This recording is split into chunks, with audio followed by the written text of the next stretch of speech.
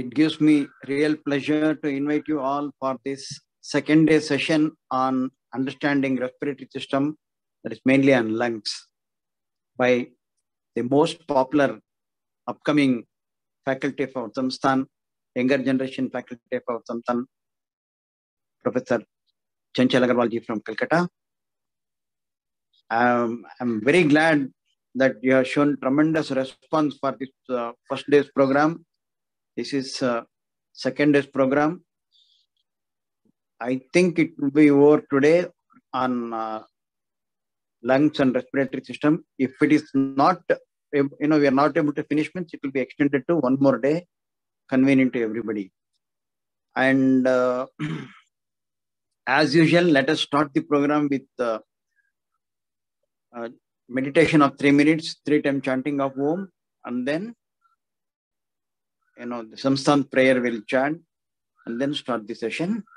So friends, I request every one of you to sit straight, let your vertebrae be straight, but relax, completely relax. Legs crossed, close your eyes, and watch your thought.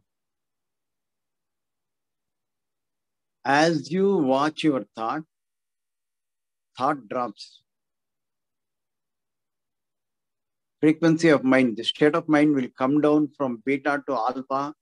It can even go to theta level, where frequency will be, theta level is 4 to 7, alpha level is 8 to 15. Beta level is above 14 up to 30. But we can easily bring our state of mind to alpha level and theta level by doing this meditation. Just observe your thought. Once you observe the thought, when you witness the thought drops. Thought is nothing but our mind, flow of thought. Bundle of thought is mind. When we watch our mind shies away, drops. So that mind cannot take you anywhere, either to the past or chattering will stop. You will come to present. In present, divine energy will be there. In present, you will be with the divine energy. All your decisions and actions will be supported by divine energy. You have a grip over your mind. Mind is your servant. Mind cannot have reins over you. You are the witness consciousness who is observing the thought.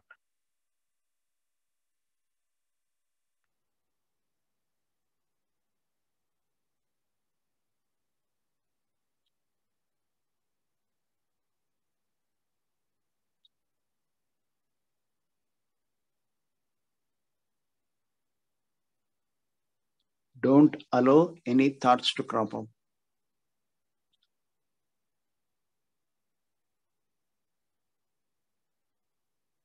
Take a deep breath. While exhaling, chant Om. Om.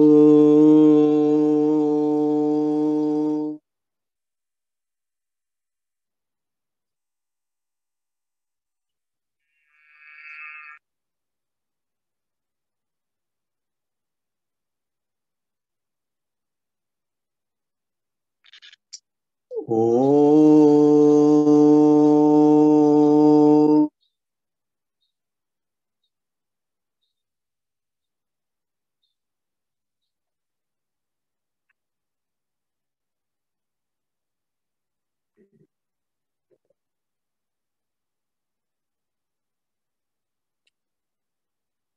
Om.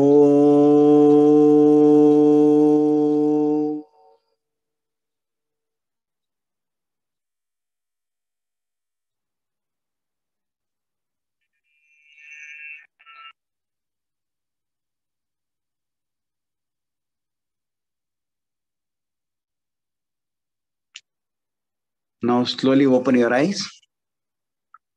We shall chant the prayer of Samsthan. Prayer will be shared in the screen.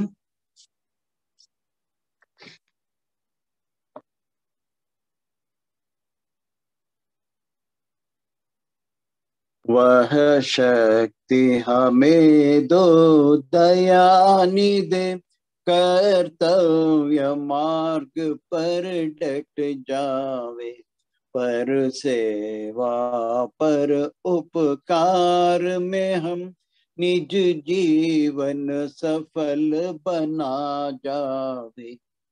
वह शक्ति हमें दो दयानी दे, कर्तव्य मार्ग पर डट जावे। हम दीन दुखी निबलो विकलो के सेवक बन संताप हरे, जो है बिगड़े भूले भटके, उनको तारे खुद तर जावे। वह शक्ति हमें दो दयानी दे, कर्तव्य मार्ग पर डट जावे। छल द्वेष दंभ पाखंड झूठ, अन्याय से निष्दिन दूर रहे, जीवन हो शुद्ध सरल अपना, शुचि प्रेम सुधारस बरसाए। वह शक्ति हमें दो दयानी दे, कर्तव्य मार्ग पर डट जावे।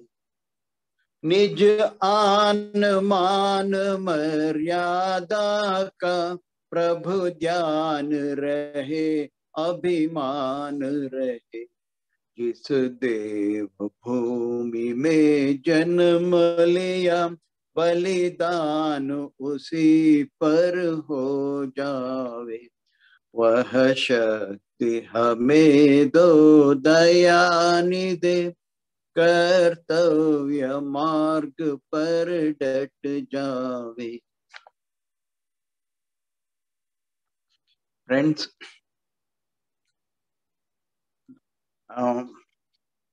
today's session will be held by Professor Chanchal Agarwal. She doesn't require any introduction because all of you know that she's already taken a lot of classes for all of us. However, it is customary on our part to briefly introduce her. She is heading the Eastern Zone of our Samsthan as a Chief Coordinator. And besides, she has got a qualified acupuncture therapist. And in all aspects of naturopathy, she has got very deep knowledge. And more than anything else, a very dedicated soldier of our Samsthan, and totally following the motto of our Samsthan. And we are very glad that, I'm very happy to announce that the response for the previous class was very good, and everything was in detail, minute detail was explained in such a way that it could be remembered forever. It will be evergreen in our memory. And inspired by her excellent coaching, we have requested her to conduct similar classes on not only on respiratory system, on all systems, like skeletal system, and then muscular system, nervous system, digestive system, reproductive system, lymph drainage system, then integumentary system, then on all the system, such classes we have planned. It will be, dates will be announced in future, in the days to come. And if possible, we'll try to share the previous class recording for some people, who have missed out. We'll try to share it. And I'm sure you will enjoy the session. I don't want to take much of your time. Over to our beloved Professor Chanchal Agarwal ji, madam. Thank you. Thank you so much, sir. Thank you to Ravindra sir and team for such a wonderful opportunity. So, Mata Prasad ji Khemka को आदरणीय sir JP Agarwal जी को, नीलम जी भुगना को, गुरुजनों को और माता पिता को याद करते हुए हम आज का सेशन शुरू करते हैं. So thank you everyone for joining the consecutive session. And last week जो भी हमने किया था, जो भी हमने पार्ट कवर किया था, it was a very very important part to understand what lung is. ठीक है? We'll just recapitulate what we did in brief and then we'll move on to today's part. पिछले बार के पार्ट को जल्दी से recapitulate करते हुए हम अगले पार्ट में मूव करेंगे. सो हमने लास्ट वीक फ्राइडे को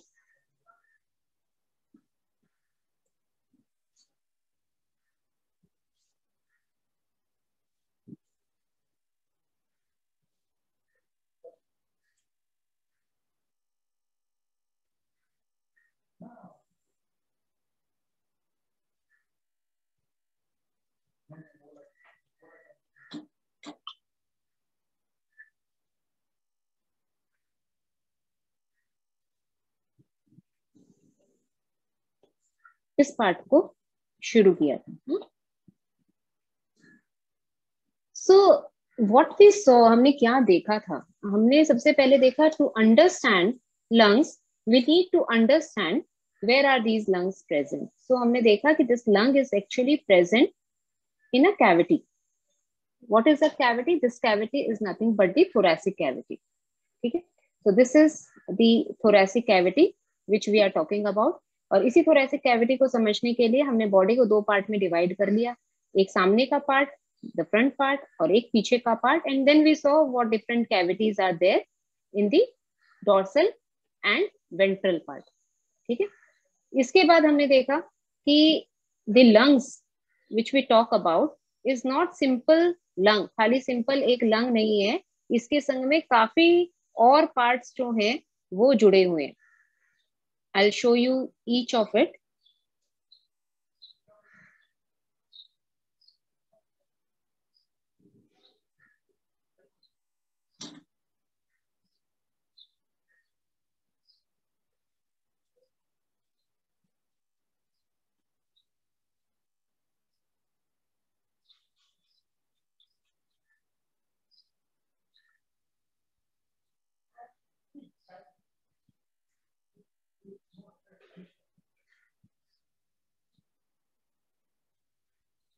See this. So this is actually the structure of lung with its neighborhood. I'm sharing screen. Can you see my screen? Yes. Okay. Voice audible, visual, everything okay? Okay. So ये है lungs और उसका आस पड़ोस. ठीक है? So इसमें जो आप देख पा रहे हो, these are your two lungs और इसके ऊपर का rib cage and different bones, ये आप देख पा रहे हो, है ना? इसी के ऊपर से रिब केज को अगर हटा दिया जाए, ऊपर के ढांचे को, हड्डियों को अगर हटा दिया जाए, then you will see these are the rib cage. Rib cage को अगर हटा दिया जाए तो इसके अंदर का स्ट्रक्चर कुछ ऐसा दिखाई देगा, स्पॉन्जी स्ट्रक्चर. ये भी हमने लास्ट वीक देख लिया. फिर हमने देखा कि इसी थोरैसिक कैविटी को, जिसके अंदर हमारे लंग्स प्रेजेंट हैं, इसी को अगर डिफरेंट पार्ट्स को अगर हम समझे, then we need to understand actually three terminology. तीन टर्म्स को हमें समझना पड़ेगा. एक है थोरैसिक कैविटी, एक है थोरैसिक वॉल और एक है थोरैसिक केज. क्यों जरूरत है? इतना क्या पढ़ रहे हैं? डॉक्टर बनना है क्या? देखिए, जो तो सेमेस्टर के स्टूडेंट्स हैं उन्हें तो कुछ हिसाब से थेरेपिस्ट बनना ही है, और थेरेपिस्ट ही बनना है, अच्छा थेरेपिस्ट बनना है, इसलिए जानना है. और जो एकदम नॉविस हैं, जो सेमेस्टर के स्टूडेंट्स नहीं है, संस्थान के पार्ट अभी तक नहीं है, जो आगे जाकर जरूर बनेंगे, लेकिन उनको क्यों जानने की जरूरत है? उनको इसलिए जानने की जरूरत है क्योंकि लंग्स तो प्रेजेंट डे का हॉट टॉपिक है. सो अपने आप को अपडेट करने के लिए और आपके आसपास जो भी चर्चा हो रही है उसका पार्ट बनने के लिए, और आपके सामने अगर कोई भी रिपोर्ट कुछ भी दिखती है या किसी फैमिली मेंबर को या आस पड़ोस में या फ्रेंड्स को कहीं पर भी जरूरत पड़ती है, तो उस रिपोर्ट में जो शब्द लिखे हुए हैं उन शब्दों को समझने के लिए आपको इन टर्मिनोलॉजीज के बारे में पता होना जरूरी है. जरूरी नहीं, बहुत जरूरी है. ठीक है? सो थोरैसिक कैविटी कौन सी हो गई? थोरैसिक कैविटी जो हमने देखी थी, स्पाइन के एक सामने की हिस्सा है और एक पीछे का हिस्सा है। जो सामने का हिस्सा है जहां पर आपके लंग्स रहते हैं, that is called the thoracic cavity. ये हमने देख लिया था। थोरैसिक वॉल क्या है? थोरैसिक वॉल वो हिस्सा है जो मसल, स्किन, बोन्स इन सब से मिलकर बना है, उसे हम बोलते हैं थोरैसिक वॉल। और तीसरा जो थोरैसिक केज है, केज मतलब पिंजरा। पिंजरा किससे मिलकर बना होता है? बाहर लोहे की सलाखें होती है ना, तो लोहे की जैसे सलाखें होती है उसे पिंजरा बनता है, वैसे हमारा पिंजरा किससे मिलकर बना है? हड्डियों से। सो ये जो हड्डियों का ढांचा है, जो रिब्स है, these are forming actually the thoracic cage. Thoracic का केज है। देखो यहाँ पे एक बड़ी इंटरेस्टिंग और अच्छी बात है, और नेचर के लिए कितना आपके मन में देखिए रेस्पेक्ट बढ़ जाएगा प्रकृति के लिए, कि आपकी जो भी इंपॉर्टेंट चीज होती है आप उसे कहाँ रखते हैं? तिजोरी के अंदर रखते हैं ना। जो इंपॉर्टेंट चीज होगी, जो आपका सोना चांदी, जो भी बहुमूल्य चीजें जो होंगी, रुपए पैसे जो भी होंगे, आप उसे कहाँ रखोगे? कहीं ऐसी जगह, सेफ जगह पर रखोगे जहां पर किसी की जल्दी से हाथ ना पड़े, राइट? ठीक उसी तरीके से आपके शरीर में जो भी इंपॉर्टेंट पार्ट्स है, देखिए प्रकृति ने उसे किस में रख दिया है? तिजोरी में बंद करके रखा है। आपका ब्रेन बहुत इंपॉर्टेंट हिस्सा है, उसे एक तिजोरी दे दी। तिजोरी क्या है? आपका स्कल। आपके लंग्स और हार्ट बहुत इंपॉर्टेंट है, उसे कौन सी तिजोरी दे दी? आपका रिब केज। सो ये जो रिब केज है, this is nothing but the तिजोरी, जिसके अंदर ये सेफ में, बड़ी अच्छे से प्रोटेक्टेड कंडीशन में रहेंगे। ठीक है। उसके बाद हमने देखा था कुछ अलग अलग टर्म्स, नई टर्म्स, लेकिन उनका जानना हमारे लिए बहुत इंपॉर्टेंट है, और उसमें से एक टर्म थी मीडियास्टिनम। मीडियास्टिनम, मीडियास्टिनम कौन सा हिस्सा था? मीडियास्टिनम था दो लंग्स के बीच का हिस्सा। सो ये एक लंग है और ये दूसरा लंग है। दोनों लंग्स के बीच का जो हिस्सा है, ये जो हिस्सा है, this part, this part is nothing but your mediastinum. Mediastinum का हिस्सा है। इसी हिस्से को, मीडियास्टिनम को समझने से पहले एक चीज और हमने समझी थी, और वो थी thoracic inlet and thoracic outlet. ये भी एक नई टर्मिनोलॉजी थी हमारे लिए समझने के लिए। क्यों नई थी?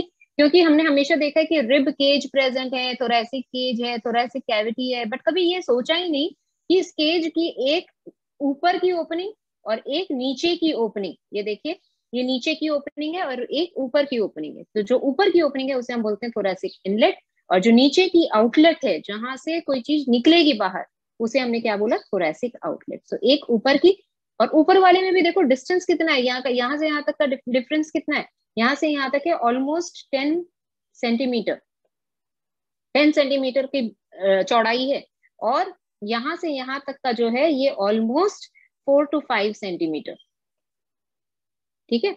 सो ये बड़ी इंटरेस्टिंग बात थी जो हमें पता होनी चाहिए। उसके बाद हमने देखा कि मीडियास्टिनम एक्चुअल में, अगर हम क्रॉस सेक्शन करें फ्रंट का, पहला है कोरोनल सेक्शन। कोरोनल सेक्शन मतलब ऊपर से नीचे तक इस तरीके से अगर काट दें बॉडी, तो हमें मीडियास्टिनम, जिस हिस्से को हमने अभी समझा मीडियास्टिनम, जो दो लंग्स के बीच का हिस्सा है, वो हमें कहाँ दिखेगा? दो लंग्स के बीच। So this whole region is your mediastinum.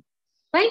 और इसी तरीके से अगर इस तरीके से बॉडी को काटते, हॉराइजेंटली काटते, तो हॉराइजेंटली काटने से क्या मिलेगा? जो बीच का ग्रीन हिस्सा है, ये क्या मिलेगा? ये है हमारा मीडियास्टिनम। सो चाहे आप इस तरीके से काटें या इस तरीके से काटें, दोनों तरीके से आप मीडियास्टिनम को समझ सकते हैं। जैसे आप आलू प्याज सब्जी को अलग अलग तरीके से काट सकते हैं ना, कभी आप लंबी काट के बनाते हो, कभी आप इस तरीके से काट के बनाते हो, उसी तरीके से बॉडी को भी आप कई तरीके के सेक्शंस में काट सकते हैं। कभी आप वर्टिकली काट सकते हैं, कभी आप हॉरिजॉन्टली काट सकते हैं। क्यों काटना है? समझने के लिए इंटरनली स्ट्रक्चर्स कैसे हैं, कहाँ प्रेजेंट है, और क्या उनका फंक्शन। ठीक है। सो ये था हमारा मीडियास्टिनम का व्यू। उसके बाद हमने देखा कि इसी मीडियास्टिनम को कई भागों में हम बांट सकते हैं, कई तरीके से देख सकते हैं उसके फंक्शन के हिसाब से। जो ऊपर वाला हिस्सा है उसे हम बोलते हैं सुपीरियर मीडियास्टिनम। जो आगे वाला हिस्सा है, पर्पल वाला, ये देखिए दिस पर्पल वन, इस पर्पल हिस्से को हमने बोला एंटीरियर मीडियास्टिनम, क्योंकि एंटीरियर है, सामने है। जो पीछे की तरफ का हिस्सा है ब्लू वाला, ये क्या है? पोस्टीरियर। एक एंटीरियर हो गया मीडियास्टिनम, एक पोस्टीरियर मीडियास्टिनम हो गया। और जो येलो वाला हिस्सा है, this is your middle mediastinum, बीच का हिस्सा। ठीक है। तो मीडियास्टिनम को भी अलग अलग हिस्सों में बांट सकते हैं, और अलग अलग हिस्से में अलग अलग बॉडी के स्ट्रक्चर्स जो हैं वो प्रेजेंट है। उसके बाद हमने देखा कि मीडियास्टिनम एक पार्ट था, आपके चेस्ट कैविटी के अंदर, जो बड़ा इंपॉर्टेंट रोल प्ले करता है। और एक बड़ा इंपॉर्टेंट पार्ट है और वो है हमारी ट्रेकिया। ट्रेकिया मतलब क्या? ट्रेकिया क्या है? ये ट्रेकिया। सो ये ट्रेकिया एक्चुअली आपकी विंड पाइप है। कहाँ से शुरू हो रही है? लैरिंग्स, जहां से आवाज निकलती है वहां से शुरू होती है, और कहाँ खत्म हो रही है? ऑलमोस्ट थोरैसिक पाइप की जो वर्टिब्रा है, थोरैसिक में टोटल 12 वर्टिब्रे हैं, उसमें से 5 नंबर वर्टिब्रा के पास जाकर ये खत्म हो जाती है। 5वीं नंबर हड्डी, रीढ़ की 5वीं नंबर हड्डी के पास जाकर ये ट्रेकिया जो है वो खत्म हो जाती है। और इस ट्रेकिया का काम बड़ा इंपॉर्टेंट है। इस ट्रेकिया का काम है आपके विंड को अंदर ले जाना। तो जो भी आप सांस ले रहे हैं ना, ये सांस किससे अंदर जा रही है? ये सांस इसी ट्रेकिया से अंदर जा रही है। और इसी ट्रेकिया के ऊपर आप देखोगे इस तरीके से ये जो रिंग्स दिखाई दे रही हैं, ये हैं ट्रेकियल रिंग्स। क्या काम है रिंग्स का? रिंग्स का काम है पाइप को स्टिफनेस देना, उसके शेप को बना के रखना। So that is the function of tracheal rings. Fine. अब इसके बाद इसके पीछे ना एक चीज और मैंने बताई थी आपको कि इसके ठीक पीछे क्या प्रेजेंट है? इसके ठीक पीछे प्रेजेंट है हमारा फूड पाइप या ईसोफेगस। ये भी आपको याद होगा। ये देखिए, ये हमारा larynx, it is marked here, this is marked as larynx, and this is the division of the trachea into 2 bronchi. 2 bronchi में इसका डिवीजन हो गया, जिसको हम बोलते हैं primary bronchus. So this whole part is your trachea. Fine. इसी में एक और व्यू दिखाया आपको कि पीछे का जो है दिस इज योर ईसोफेगस यानी फूड पाइप, और इसके सामने का जो हिस्सा है ये है आपका ट्रेकिया या विंड पाइप। इसी विंड पाइप में जो ब्लू कलर का स्ट्रक्चर है, this is your cartilaginous ring, जो आपके स्ट्रक्चर को स्टिफनेस दे रही है। ठीक है।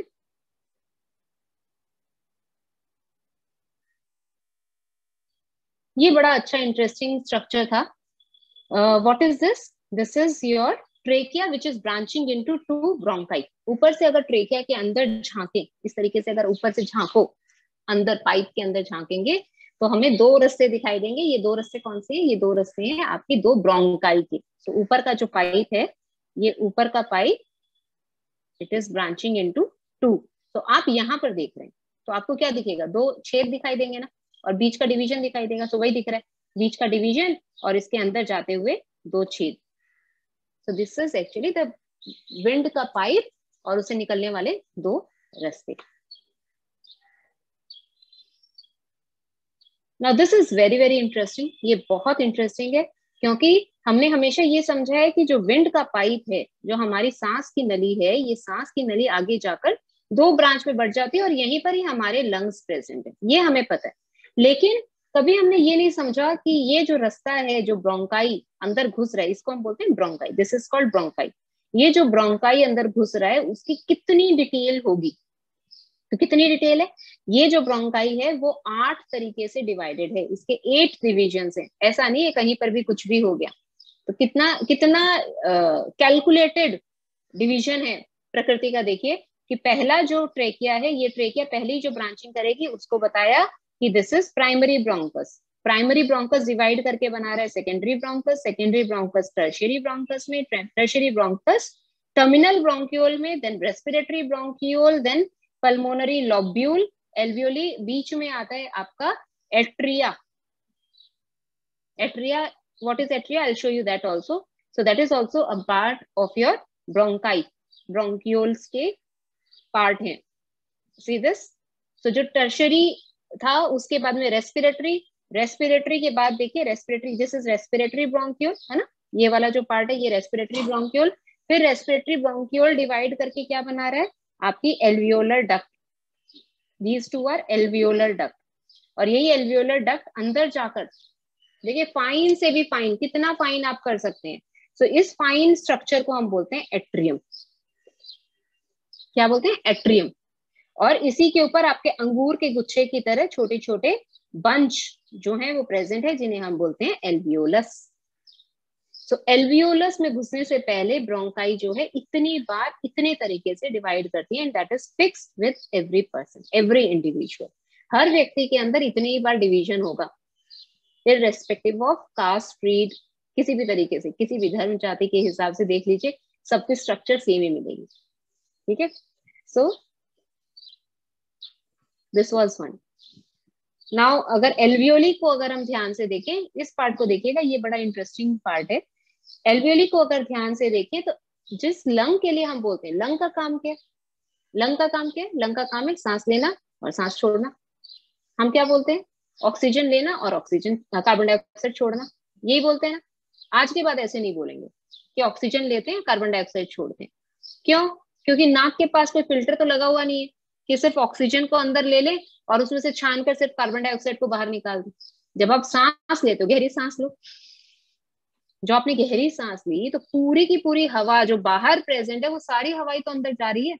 सो टेकिंग इन एयर, हवा को अंदर लेना और हवा को बाहर छोड़ना, ये ही काम है लंग्स का।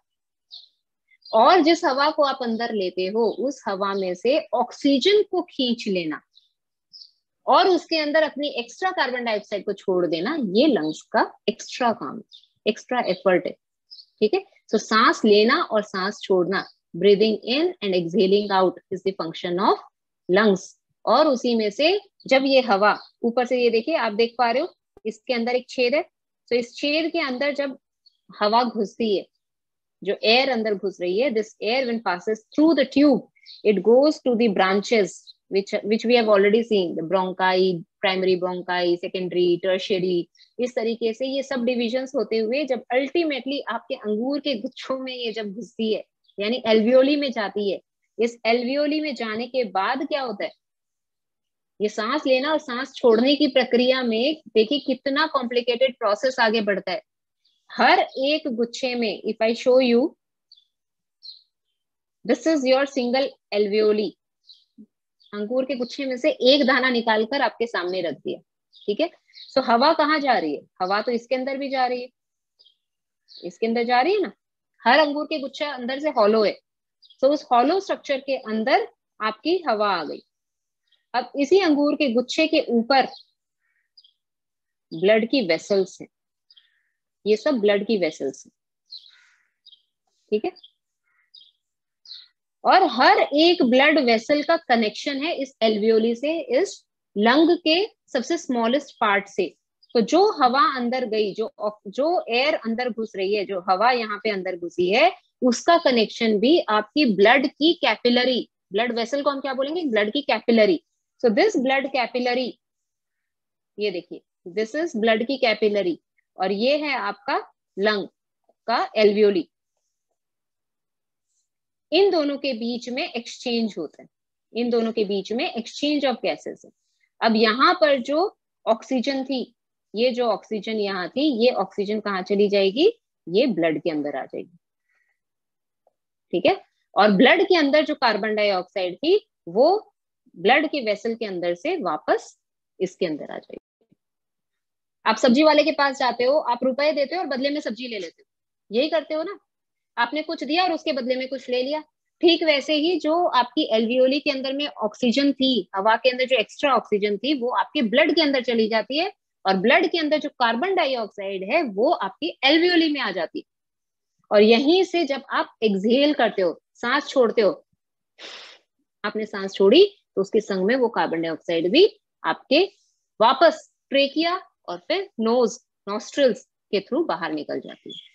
सो this is so interesting, so wonderful process जो हर पल हो रहा है और हमारी सहमति के बिना, हमारी परमिशन के बिना कंटिन्यूअस हुए जा रहे हैं। ठीक है, so this was this structure, ये स्ट्रक्चर है एल्वियोली और उसके ऊपर लगा हुआ कैपिलरीज का बेड जो कि एक्सचेंज ऑफ गैसेस में हेल्प कर रहा है। Now this particular diagram I showed to you to show कि लंग्स जो है वो अंदर से हॉलो नहीं है, अंदर से वो स्पॉन्जी है। जैसे आप बर्तन मांजने का जो स्कॉच ब्राइट है ना, कुछ वैसा वैसा आपको दिख रहा होगा। तो ये स्कॉच ब्राइट नहीं है, ये हमारा लंग है, क्योंकि इसके अंदर जो छोटे छोटे स्ट्रक्चर्स हैं, each structure is playing the important role of exchanging the gases. Main exchange of gases करना ही इसका फंक्शन है। उसके बाद हमने एक और स्ट्रक्चर देखा and that was pleura. What is pleura? Pleura is a very important structure. इसमें देखिए, ये जो बाहर की मेम्ब्रेन है,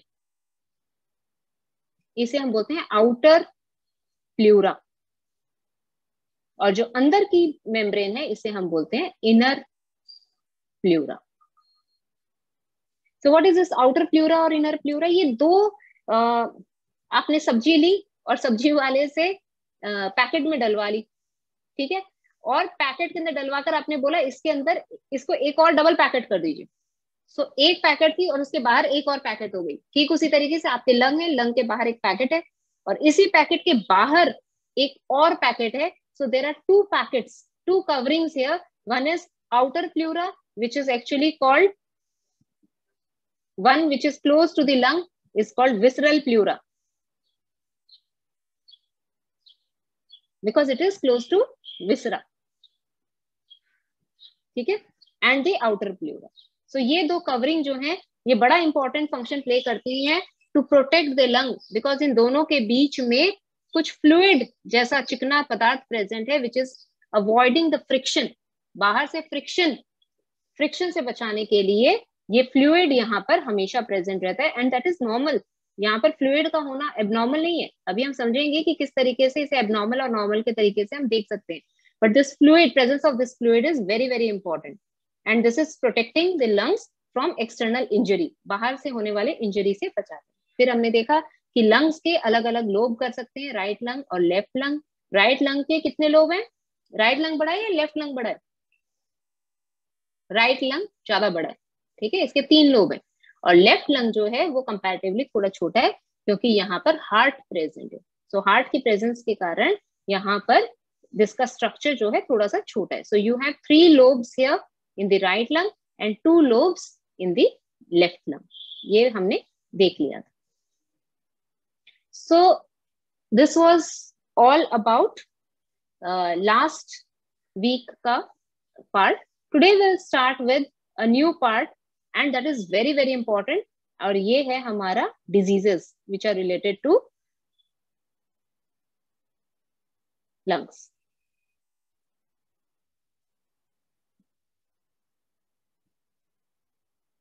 I'll show you.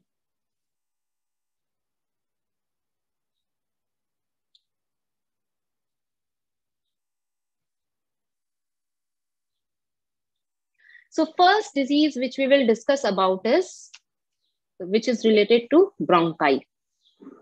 Bronchi से संबंधित हमारी पहली डिजीज ब्रोंकाई हिस्सा। अब आपको सबको समझ में आ गया होगा कि ब्रोंकाई कौन सा हिस्सा है ना? जो मेन ट्रेकिया है, इस ट्रेकिया की 2 ब्रांचेस को हम क्या बोल रहे हैं? ब्रोंकाई। सो ब्रोंकाई में किसी भी तरीके की कोई जो प्रॉब्लम होती है, किसी भी तरीके का इन्फेक्शन होता है, किसी भी तरीके की एलिमेंट जो क्रिएट होती है, उसमें से पहली disease which we will discuss about is bronchitis. So the first disease is, if you have pen and paper with you, then you can keep on noting it down because these are very interesting and very important topics. So first one is bronchitis.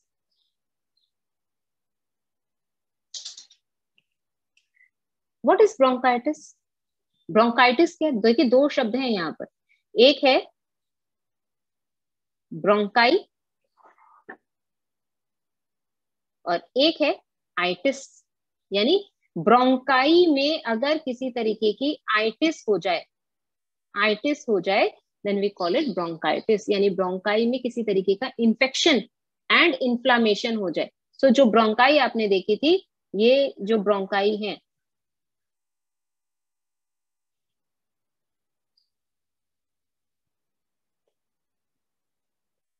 ये जो bronchi है, इस part में अगर किसी तरीके का infection and inflammation हो गया then we call it bronchitis. ठीक है? So cause we'll discuss what are the different causes of this bronchitis. So some of the causes of bronchitis, it can be because of virus से भी हो सकती है bronchitis, और it can be because of irritant, किसी भी तरीके के इरिटेंट के कारण भी ब्रोंकाइटिस हो सकती है। यानी इन्फेक्शन हो सकता है ब्रोंकाई में। किस तरीके का इन्फेक्शन, किस तरीके का इरिटेंट में be a dust, any type of dust और स्मोक और एयर पॉल्यूटेंट। कुछ भी हो सकता है जिसके कारण आपकी ब्रोंकाई में इन्फेक्शन हो जाए। अगर इन्फेक्शन हो गया तो सिम्टम्स क्या आएंगे? सिम्टम्स आएंगे खांसी, बलगम, बलगम का निकलना, और खासकर रात को लेटने के समय खांसी आना, और ऐसे लगना कि जो म्यूकस है वो आकर गले में अटक गया। खांसी आती भी क्यों है? जब आपका म्यूकस बन रहा है, बार बार जो म्यूकस का एक्यूमुलेशन हो रहा है, जब भी आप लेट जाओगे तो म्यूकस आपके साइनसेस एंड नेजल एरिया से बहकर सीधा आपके थ्रोट में एक्यूमुलेट हो जाते हैं, और इसलिए उस समय कफिंग शुरू होती है। तो इससे बचने का तरीका क्या है कि जब आप लेटते हो तो don't lie down straight flat on the bed. Instead of lying down flat on the bed, if you raise your head little, अगर अपने सिर को थोड़ा सा ऊपर रखेंगे तो ब्रोंकाइटिस से आने वाली खांसी कम आएगी। सो this is one of the symptom of bronchitis. Now, one interesting fact about this bronchitis is this bronchitis gets treated itself or with simple treatment in 3, 4 और 5 days. 5-7 दिन के अंदर में ये ब्रोंकाइटिस जो है वो अपने आप ठीक हो जाती है। लेकिन किसी कारण से यदि ये ब्रोंकाइटिस ठीक ना हो, then it leads to chronic bronchitis. And this chronic bronchitis is nothing but COPD. So this chronic bronchitis we can call as COPD. And so we move on to the next term. दूसरी जो बीमारी है उसमें हम move करते हैं, and this COPD को हम जानते हैं chronic obstructive pulmonary disorder. Chronic obstructive pulmonary disorder. ठीक है। So what is this COPD? आपने कभी ना कभी तो सुना ही होगा कि वो जो पर्टिकुलर व्यक्ति है आपका फैमिली में या रिलेशन में या फ्रेंड्स में किसी भी, या पेशेंट के फॉर्म में, that person is suffering from COPD. So what is this COPD? COPD is nothing but chronic form है किसका? पल्मोनरी डिजीज का, पल्मोनरी डिसऑर्डर का क्रॉनिक फॉर्म है। और कैसा है? ऑब्स्ट्रक्टिव है। तो what is this obstruction? Obstruction क्या चीज का है? यहाँ पर ऑब्स्ट्रक्शन है म्यूकस का।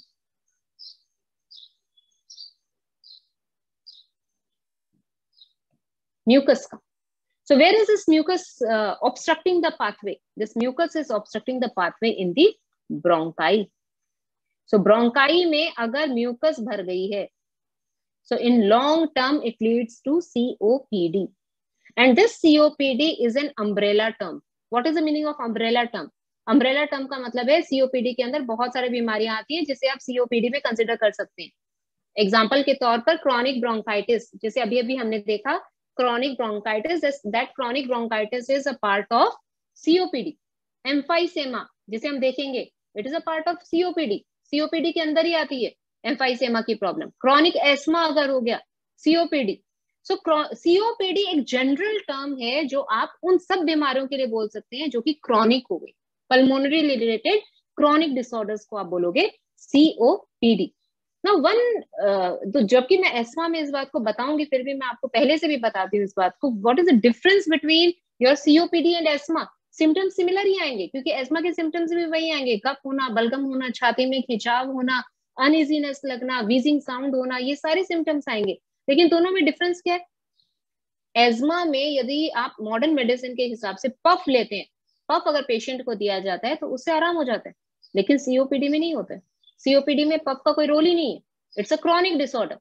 आपकी मॉडर्न मेडिसिन के हिसाब से इसमें कोई ट्रीटमेंट नहीं है। बट यदि आप Chinese acupressure, traditional Chinese medicine के हिसाब से जाते हैं या आयुर्वेदिक एक्यूप्रेशर के हिसाब से जाते हैं, जो कि संस्थान की बहुत बड़ी देन है, माता प्रसाद जी खेमका और श्री जेपी सर की बहुत बड़ी कंट्रीब्यूशन है ये सोसाइटी को। तो इसमें अगर आप देखेंगे तो ट्रीटीज, एक पूरी की पूरी ट्रीटीज है लंग्स एंड एयरवे डिसऑर्डर, यानी कि पूरी की पूरी लंग्स के डिसऑर्डर के ऊपर पूरी किताब लिख डाली है। सो आपको you name any disease and you have the treatment available.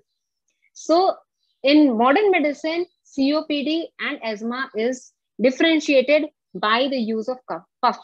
Treatment किया, नहीं इलाज हो रहा, then it is considered under COPD. COPD में उसे डाल देते हैं, ठीक है।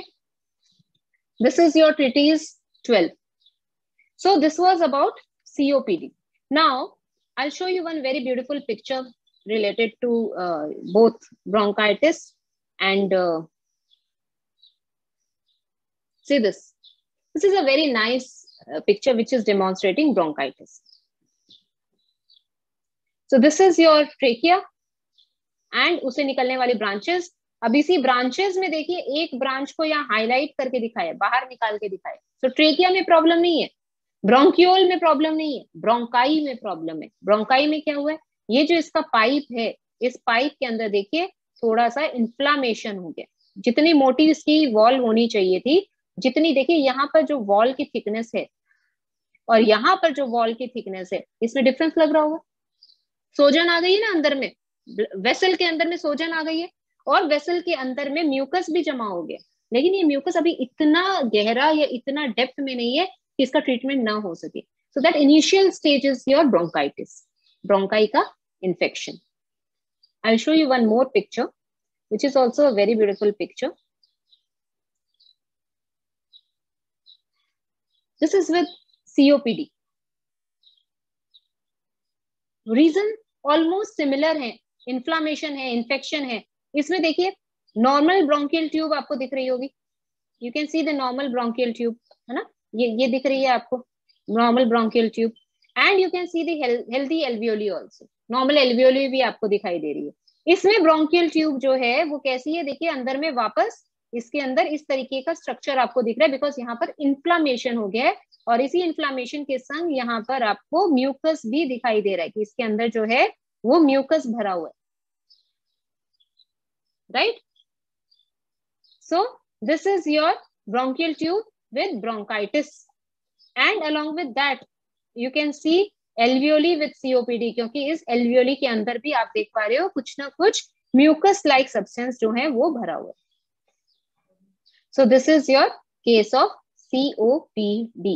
अब इसमें एक चीज मुझे पता नहीं आप लोग जितने लोग यहाँ जुड़े हुए हैं उसमें से कितने लोगों ने गौर किया होगा, देखिए वो is there any other difference you can make out between the two structures, this structure and this structure? कुछ भी थोड़ा सा भी माइन्यूट सा कुछ और चेंज आपको इसके अंदर दिखाई दे रहा है? कलर नॉट रियली, कलर है ठीक है, लेकिन कलर साइज ओके, और कुछ जो प्रोमिनेंटली ड्रॉ किया हुआ है इसके अंदर,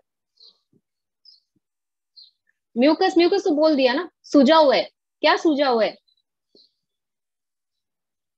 very close to the answer. You see यहां पर ये जो वेसल है, ये ट्यूब जो है ये स्ट्रेट है, ध्यान से देखो, this is such a beautiful picture.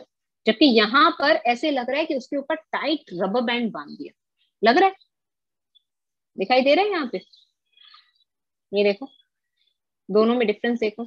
Bronchial tube को देखो ध्यान से, दिस ट्यूब इज एलिवेटेड, ये सब एलिवेटेड है यहाँ पर, यानी जो इन्फ्लामेशन है ये बैंड्स के कारण इसमें जो जकड़न आएगी, that is why whether it is your COPD और योर ब्रोंकाइटिस और your ESMA, in all these conditions you will find chest में भारीपन और जकड़न।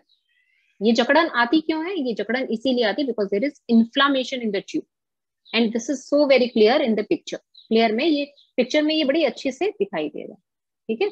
सो this was your case of COPD. Now we'll move on to one very interesting term, and that is your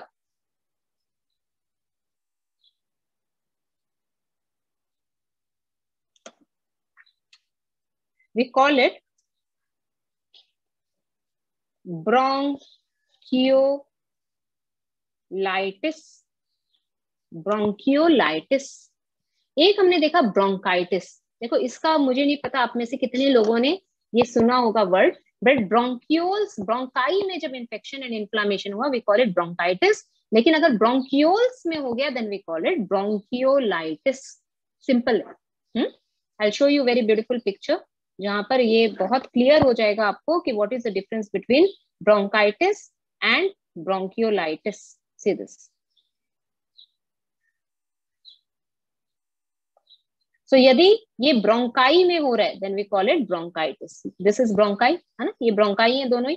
so bronchi में हो गया, so we are calling it bronchitis. लेकिन वहीं पर छोटी ब्रांचेस में हो गया, छोटी छोटी जो ब्रांचेस हैं ब्रोंकाई की, उसमें अगर किसी कारण से इन्फ्लामेशन एंड इन्फेक्शन हो गया then we call it bronchiolitis. So अगर डॉक्टर मेंशन करता है ब्रोंकाइटिस या bronchiolitis, I think now you can make out the difference between the two, right. Now we move on to a very common term, और मुझे नहीं लगता इसे सबको बताने की जरूरत है, but it is your ESMA. ASTHMA.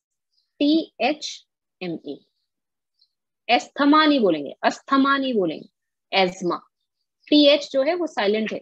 So next time जब भी प्रोनाउंस करेंगे तो बोलेंगे ESMA. Fine. So this ESMA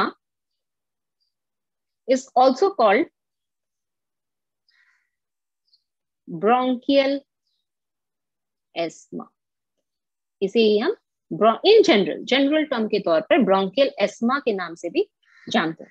इसमें फीचर्स क्या है? देखिए, कुछ कुछ बातें जो है ना एस्मा की बड़ी प्रोमिनेंट है और क्लियर हैं, और ये ऐसी ही होती हैं. सो इन साइलेंट फीचर्स को याद रखना और जानना बड़ा इंपॉर्टेंट है, जिसमें से पहला है नैरो एयरवेज.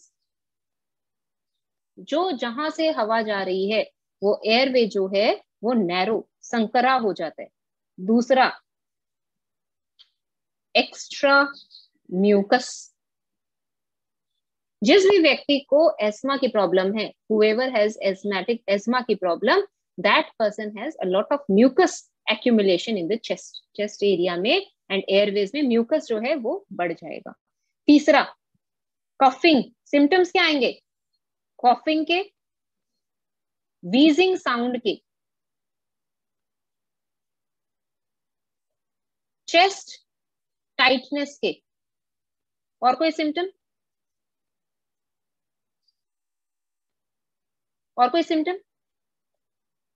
ब्रेथलेसनेस के, सांस लेने में तकलीफ. Yes, heavy breath, that is also a symptom of asthma. So these are common symptoms. देखिए, कुछ कुछ और छोटे छोटे माइन्यूट सिम्टम्स और भी हो सकते हैं, बट बेसिक सिम्टम क्या है? खांसी आएगी, खांसी के संग में साउंड होगी, एक अजीब सी अलग सी साउंड, ऐसी साउंड होगी जैसे वहां पर कुछ ऑब्स्ट्रक्शन हो रहा है. खांसने में, सांस लेने में, सांस छोड़ने में कोई ऑब्स्ट्रक्शन है. छाती में जो है वो भारीपन, चेस्ट में टाइटनेस मिलेगी. यस, शॉर्ट ब्रेथ, छोटी छोटी सांसें लेगा व्यक्ति. तो ये सारी जो है, ये these are common symptoms of asthma. Usually asthma की जो प्रॉब्लम है स्टार्ट्स इन चाइल्डहुड. ऐसा कहीं थंब रूल नहीं है, बट देखा जाता है कि ज्यादातर जिन लोगों को एस्मा की प्रॉब्लम है ना, वो बचपन से ही शुरू हो जाती है. And one very important feature about asthma, one more feature about asthma is no symptoms between attack. जब तक एस्मा का अटैक ना हो उसके बीच में कोई सिम्टम्स नहीं होते. द पर्सन बिहेव्स नॉर्मली, बिल्कुल एकदम नॉर्मल लाइफस्टाइल चलती है, बट जब एस्मा का अटैक आएगा it will show all the symptoms. ठीक है. Likes to stand, doesn't want to lie down for the simple reason कि जब भी whenever the person tries to lie down, जो म्यूकस है that will block the pathway, जो airway है उसको ब्लॉक करने की कोशिश करेगा. इसलिए हमेशा लेटा हुआ है तो उठकर बैठ जाएगा, क्योंकि बैठने से ग्रेविटेशनल पुल से जो म्यूकस है वो नीचे चला जाएगा, सांस अंदर जाने की कोशिश करेगी. बट लेटने से ग्रेविटेशनल पुल से वो ब्लॉक करेगा एयरवेज को. Yes, there are triggers. Triggers can be, this is a very important point, the triggers can be either different environmental factors. Environmental factors में बहुत सारी चीजें हो सकती हैं. एनवायरमेंटल फैक्टर्स में dust, pollutant, allergens, emotions. Emotion is a very important trigger factor, and along with that some genetic factors. At times it is genetic. Stress is a very important factor. Genetic factors can be there for to trigger asthma and asthma like condition. Yes, animal hair बोल लीजिए, कुछ भी बोल लीजिए, सारे ही allergens हैं.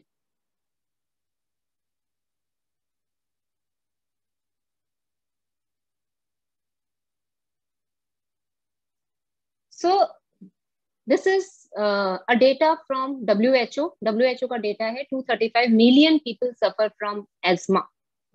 और very common among children. 235 million का मतलब पता है कितना है? 23 करोड़ 50 लाख लोग सफर करते हैं। इतनी इतनी कॉमन प्रॉब्लम है एस्मा की।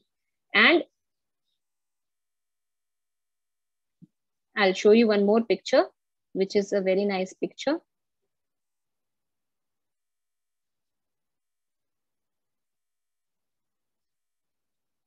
So this is inflamed bronchial tubes in asthma. Now you can see, देखिए यहाँ पर जैसे ब्रोंकाइटिस में आपने देखा था कि इन्फ्लामेशन हो गया, वॉल में इन्फ्लामेशन हो गया, ठीक उसी तरीके से ऑब्जर्व करिए ब्रोंकाई की जो ट्यूब है उसमें इन्फ्लामेशन है, उसका जो ल्यूमेन है, दिस ल्यूमेन, ये जो ल्यूमेन है ये इन्फ्लेम्ड है, यहाँ पर छोटा हो गया, संकरा हो गया। और इसके अलावा कुछ और दिखाई दे रहा है जो नॉर्मल नहीं है। Yes, it is common in cold extremities because contraction of the muscle takes place there. कुछ और दिखाई दे रहा है यहाँ पर। Yes, bulges. Very good. So where are these bulges? Where can you see the bulge? These bulges are in the bronchial tube. So this is bronchial tube, normal bronchial tube जो यहाँ आपको दिखाई दे रही है, इस bronchial tube में lump नहीं है. These are not lumps. The cartilage is gone. No. Cartilage is intact.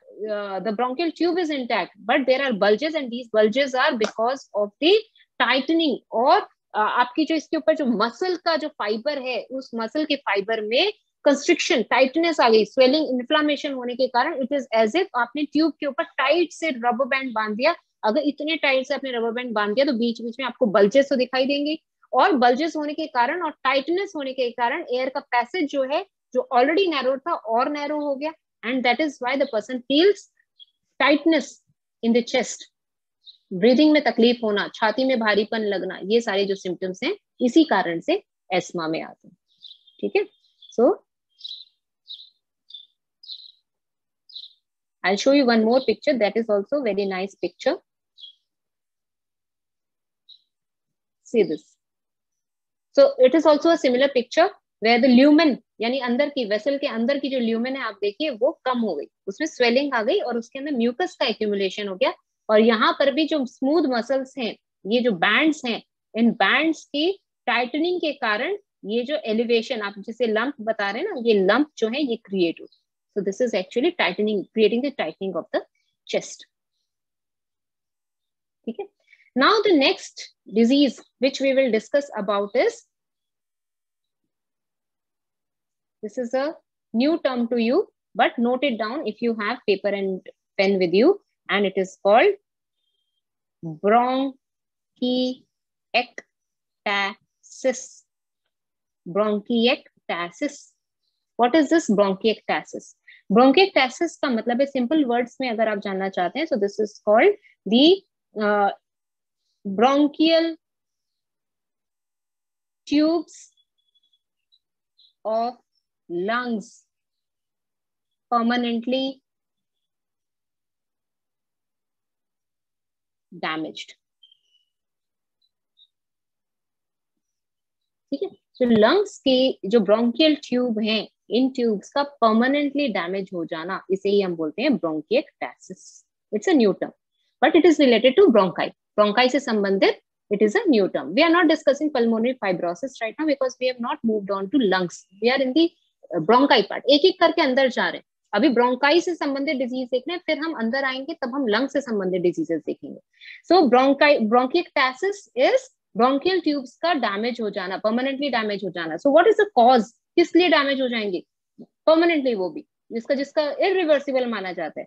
The cause can be mucus plug formed during attack of pneumonia, bronchitis, whooping cough, etcetera. ठीक है, सो कोई भी ऐसी डिसीज जिसमें आपके जो लंग्स हैं, व्यक्ति के लंग्स जो हैं, अगर क्रॉनिकली इन्फेक्टेड हो जाएं और उसका म्यूकस का जो प्लग है, म्यूकस जो अंदर था उस स्ट्रक्चर के अंदर, वो इस तरीके से उसमें अटक जाए कि वो निकल ही नहीं सकता, उसके निकलने का इरिवर्सिबल है अगर situation, then we call it bronchiectasis. See the condition. ये जो म्यूकस है ये यहाँ पर पूरे तरीके से इसने ब्रोंकाई को डैमेज कर दिया, तो इट इज इरिवर्सिबल, ये निकलना मुश्किल है. So this structure gets damaged. ठीक है, so this was a new term which was related to bronchi. Now we move on to some very interesting terminologies related to pleura.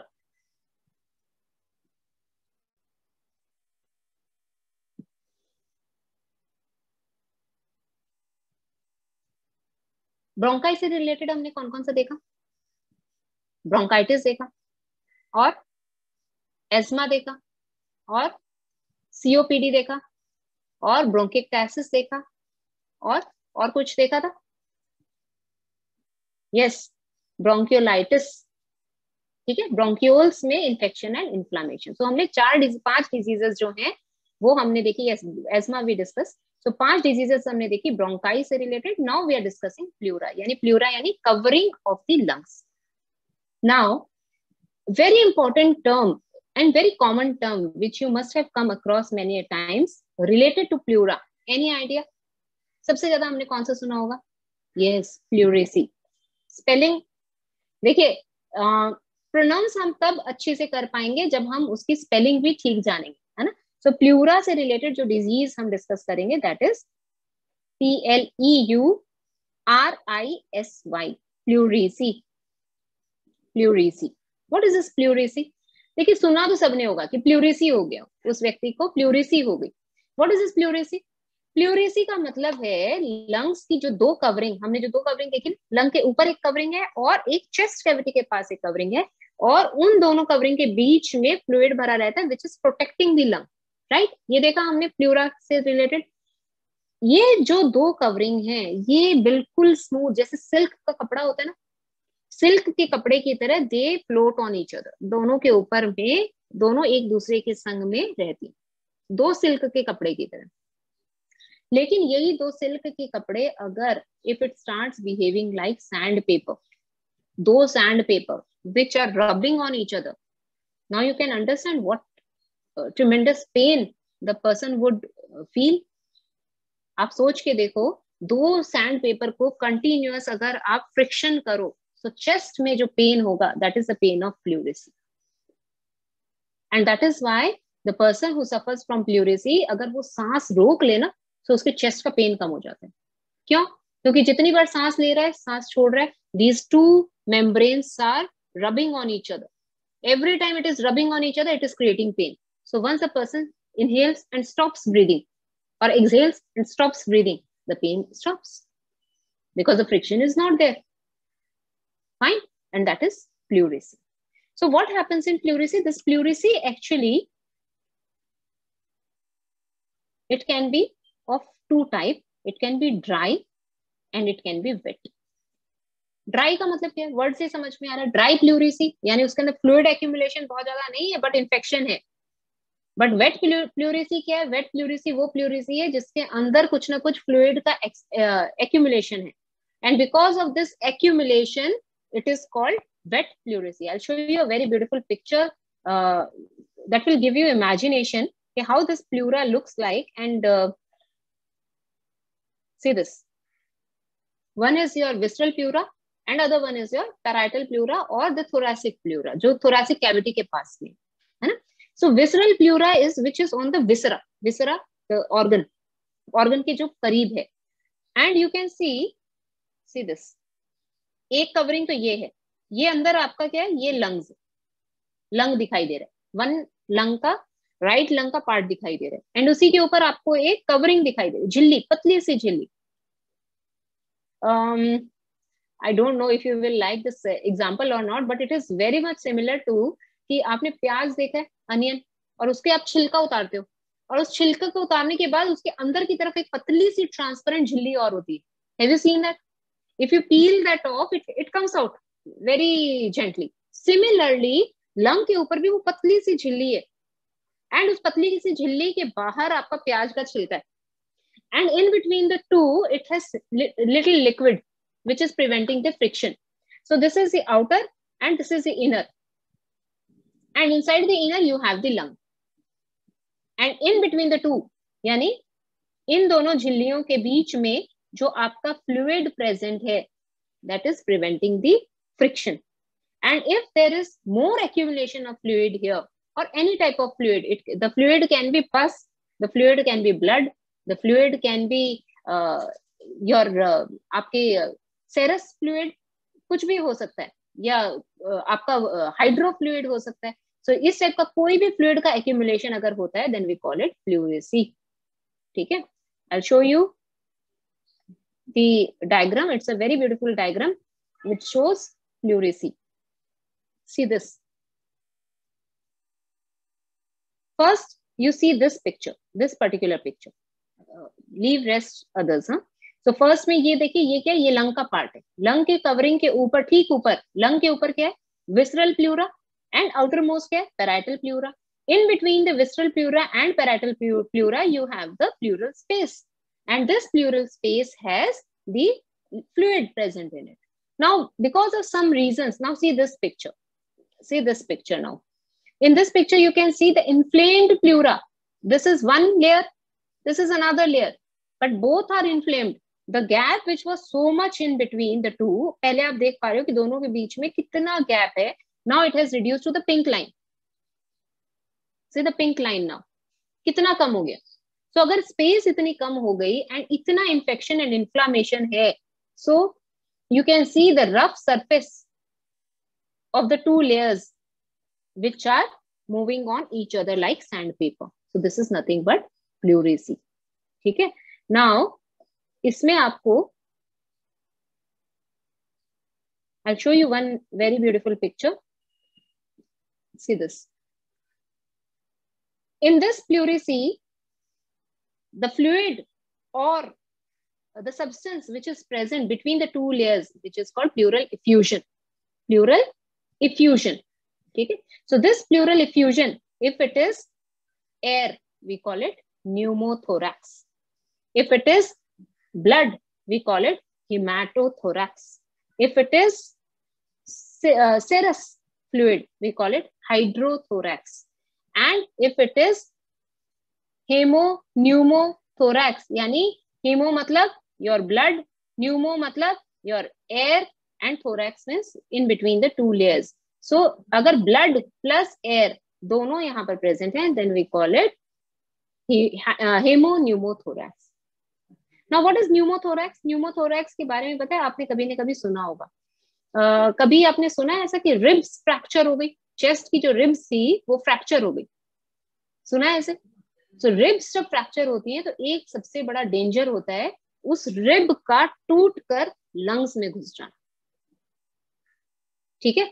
So जब ribs के ऊपर fracture होता है, it is quite dangerous because that rib if it penetrates the pleura, अगर pleura के अंदर घुस गई तो प्लूरा रप्चर हो जाएगी and there will be tremendous flow of air in between the two layers and that will cause collapse of the lungs का collapse हो जाना and the pleura, two pleura के बीच में air का present हो जाना. So this is called pneumothorax. उसी तरीके से अगर किसी कारण से इंजरी से, ट्रॉमा से या किसी और कारण से अगर ब्लड का accumulation हो गया, then we are calling it hemothorax. Hydrothorax doesn't mean water.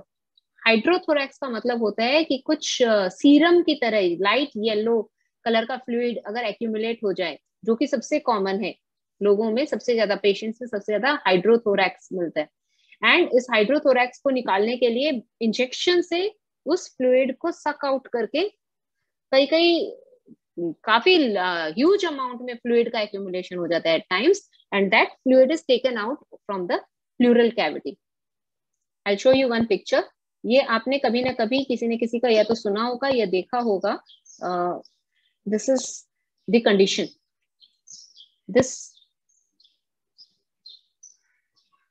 this fluid accumulation which is present between the two pleura, it is taken out. ठीक है. उसी तरीके से अगर हाइड्रोथोरैक्स की जगह अगर वहां पर पस का accumulation है, then we call it pyothorax. PYO, pyothorax. ठीक है. So this is पस एक्यूमुलेशन, पस का एक्यूमुलेशन क्यों होगा? पस का एक्यूमुलेशन किसी भी रीजन से हो सकता है। पस एक्यूमुलेशन डिफरेंट इन्फेक्शंस के कारण हो सकता है, किसी टाइप की कुछ ऐसी एक्टिविटी हो जिसमें काफी समय तक वहां पर डिजीज बनी रह जाए, then also it may turn into pus like situation and we call it pyothorax. ठीक है, fine. So this was related to pleura. I think we should stop today. इसके आगे की जो टर्मिनोलॉजीज हैं, we are left with a few terminologies related to mediastinum and then related to lungs, lung से रिलेटेड जिसमें आपकी फाइब्रोसिस हो या न्यूमोनिया हो या इन्फ्लुएंजा हो या इस तरीके की जितनी भी टर्मिनोलॉजीज है, कोलैप्स है, कैविटेशन है, ये काफी टर्मिनोलॉजीज जो है वो लंग्स रिलेटेड है and will be covering it in the next class with the proper explanation.